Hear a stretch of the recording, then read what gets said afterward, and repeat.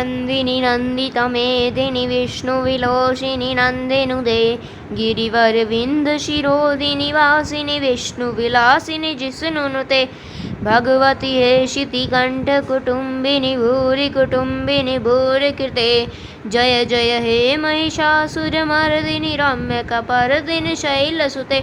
ओम नमः शिवाय। महामुनि मेधा द्वारा भगवती के विभिन्न चरित्रों का वर्णन किया जा रहा है। श्री दुर्गा सप्तशती सार की प्रथम वीडियो में कल आपने मेधा मुनि द्वारा राजा सूरत को भगवती के प्राकट्य का चरित्र देखा। आज की वीडियो में भगवती के एक और प्रादुर्भाव की जानकारी देखिए जो श्री दुर्गा सप्तशती के द्वितीय अध्याय में वर्णित है। कृपया मेरी त्रुटियों को क्षमा कर भक्ति रस का अमृत पान करें। द्वितीय अध्याय विनियोग। ओम मध्यम चरित्र के विष्णु ऋषि महालक्ष्मी देवता उष्णिक चंद्र शाकंभरी देवी दुर्गा बीज वायु तत्व और यजुर्वेद स्वरूप हैं। श्री महालक्ष्मी जी की प्रसन्नता के लिए मध्यम चरित्र के पाठ में इसका विनियोग है। ध्यानम। मैं कमल के आसन पर बैठी हुई महिषासुरमर्दिनी भगवती महालक्ष्मी का भजन करता हूँ, जो अपने हाथों में अक्षमाला, फरसा, गदा, बाण, वज्र, पद्म, धनुष, कुंडिका, दंड, शक्ति, खड्ग, ढाल, शंख, घंटा, मधुपात्र, शूल, पाश और चक्र धारण करती हैं तथा जिनके श्री विग्रह की कांति मूंगे के समान लाल है।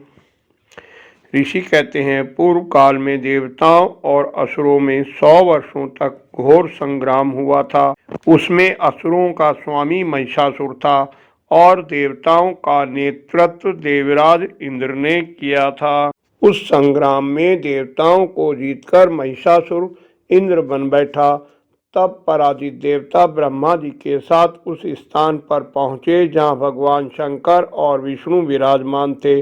देवताओं ने कहा, भगवान महिषासुर सूर्य, इंद्र, अग्नि, वायु, चंद्रमा, यम, वरुण तथा अन्य देवताओं के अधिकार छीनकर स्वयं ही अधिष्ठाता बन बैठा है। उसने सभी देवताओं को स्वर्ग से निकाल दिया है। अब वे मनुष्यों की भांति पृथ्वी पर विचरते हैं। हम आपकी शरण में आए हैं प्रभु, उसके वध का कोई उपाय कीजिए। देवताओं की बात सुनकर भगवान विष्णु और भगवान शिव को बड़ा क्रोध आया। क्रोध से भरे विष्णु के शरीर से एक महान तेज प्रकट हुआ। इसी प्रकार इंद्र आदि देवताओं के शरीर से भी बड़ा भारी तेज निकला। वह सब तेज मिलकर एक हो गया। एकत्रित होने पर वह तेज नारी के रूप में परिणत हो गया। भगवान शंकर का जो तेज था उससे उन देवी का मुख प्रकट हुआ।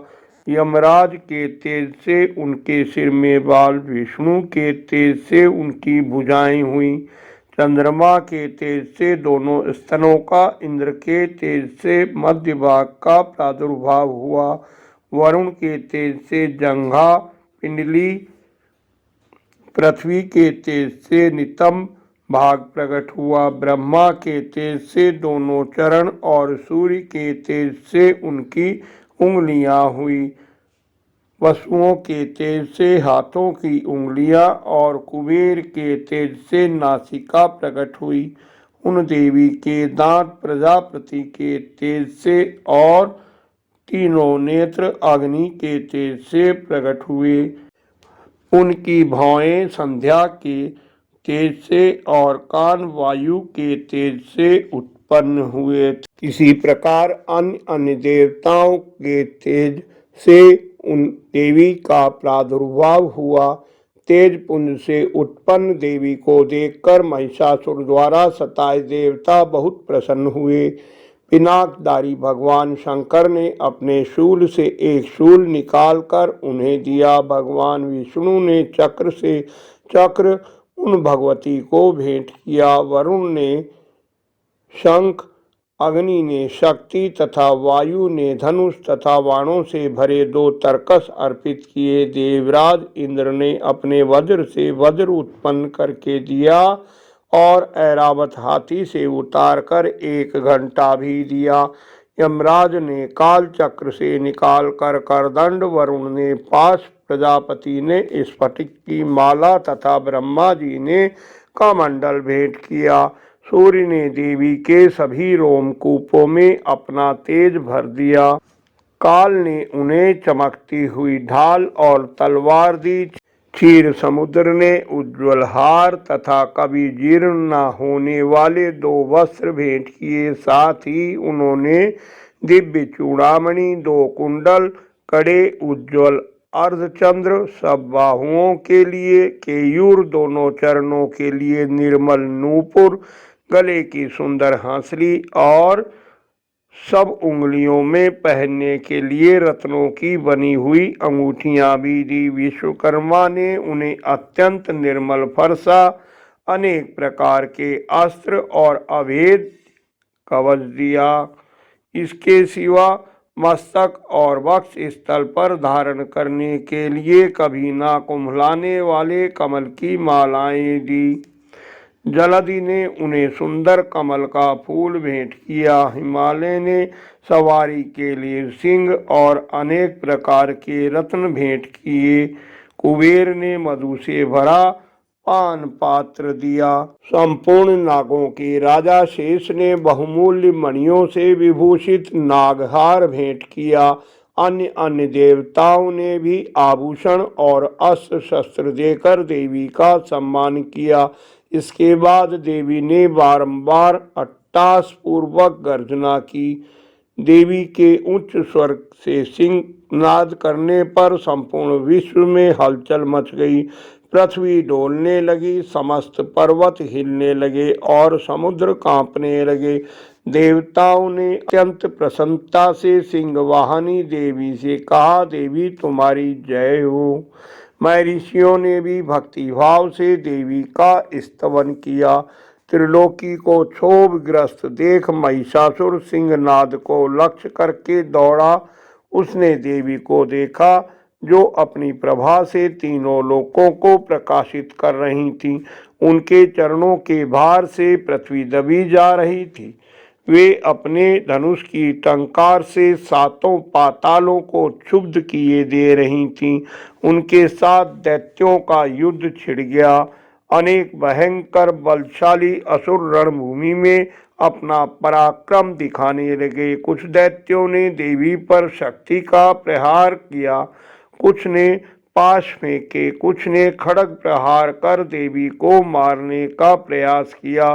देवी ने खेल खेल में ही दैत्यों के सारे अस्त्र काट डाले। भगवती दैत्यों के शरीरों पर अस्त्र शस्त्रों की वर्षा करती रहीं।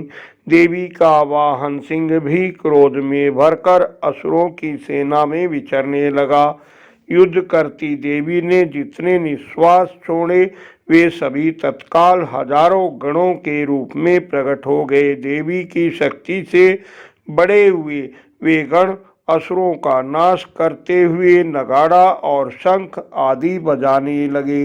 देवी ने अपने अस्त्रों से हजारों महादैत्यों का संहार कर डाला। उस रणभूमि में बाण समूहों की वृष्टि से असुर सेना को तहस नहस कर दिया। वहां देवी के गणों ने भी उन महादैत्यों के साथ ऐसा युद्ध किया जिससे देवतागण आकाश से उन पर फूल बरसाने लगे। प्रिय भक्तगण, कथा का शेष भाग कल जारी रहेगा। कृपया कल भी वीडियो अवश्य देखिए। आशा है आज की वीडियो आप देवी भक्तों को बहुत पसंद आई होगी। कृपया अन्य देवी भक्तों से शेयर कर धर्म के भागी बने। वीडियो को लाइक करें, कमेंट में सुझाव दें। निरंतर जुड़े रहने के लिए चैनल को सब्सक्राइब कर लें। मेरा उत्साह बढ़ाएं। धन्यवाद। आपका कल्याण हो।